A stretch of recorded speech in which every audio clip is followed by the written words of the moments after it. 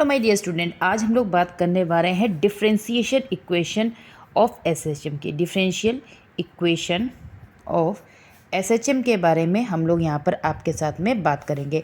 देखते हैं ये जो आपकी डिफरेंशिएशन इक्वेशन ऑफ एसएचएम है कैसे आती है। तो सबसे पहले अगर मैं बात करूँ तो अगर हम एसएचएम की बात करते हैं, दैट यू सपोज़ कि अगर मैं मान लूँ कि आपके पास में कोई पार्टिकल है, कोई भी एक पार्टिकल है, ये हमने पार्टिकल मान लिया, इसका मास हमारा क्या है, स्मॉल m है। ठीक है, ये क्या कर रहा है, आपका इस पर कोई फोर्स लगाते हैं, जैसे ही आप इस पर कोई फोर्स अप्लाई करते हैं तो ये करता है, आपका डिस्प्लेस करता है और अपनी किसी एक्सट्रीम पोजीशन पे पहुंच जाता है।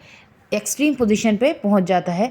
This one it's mean position. ये क्या होती है बेटा, इसकी मीन पोजीशन होती है और इस पोजीशन से फोर्स लगाने पे ये क्या पहुंचता है, यहाँ पर आपका पहुंच जाता है। जब ये किसी टाइम में आपका ये यहाँ पहुंचता है तो हम ये कह सकते हैं कि लगाया गया force is directly proportional to displacement के बराबर हो जाता है। अगर मैं इस डिस्प्लेसमेंट को क्या करूं, कम कर दूं, अगर मैं इस डिस्प्लेसमेंट को प्रोपोर्शनल साइन को यहाँ से अगर हटा दूं तो यहाँ पर हम इस नेगेटिव हटाएंगे तो ये क्या जाएगा, F is equal to constant आएगा, जिस कॉन्स्टेंट को हम कहते हैं माइनस के इंटू एक्स कहते हैं।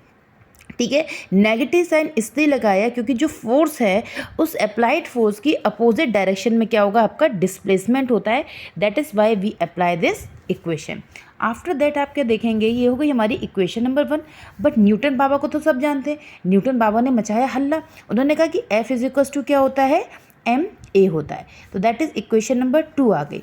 अब ये ma और kx दोनों इक्वेशन फोर्स की थी, तो एक बीच में बिचौला साहब आए, उन्होंने कहा कि हम कहेंगे कि जो आपका यहाँ पे F is equal to kx है वो किसके बराबर हो जाए, इक्वेशन 2 के। तो यानी कि हम यहाँ पे कह सकते हैं कि इक्वेशन नंबर 1 एंड 2 जो हो जाएंगी हमारी इक्वल हैं, यानी कि हम कह सकते हैं minus of kx is equal to ma।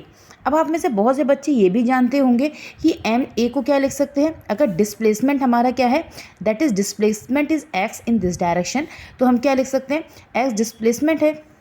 ठीक है, तो यहाँ पे एक्सेलरेशन को क्या लिख सकते हैं आप लोग, a is equals to D square x upon D T square लिख सकते हैं। तो यहाँ पे बेटा हम इसको क्या लिख सकते हैं, minus of K x is equals to M D square x upon D T square लिख सकते हैं।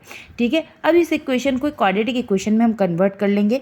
तो यहाँ से हमारा फॉर्मूला आएगा m D square x upon D T square, minus की जगह आ जाएगा plus, that is k x is equal to 0।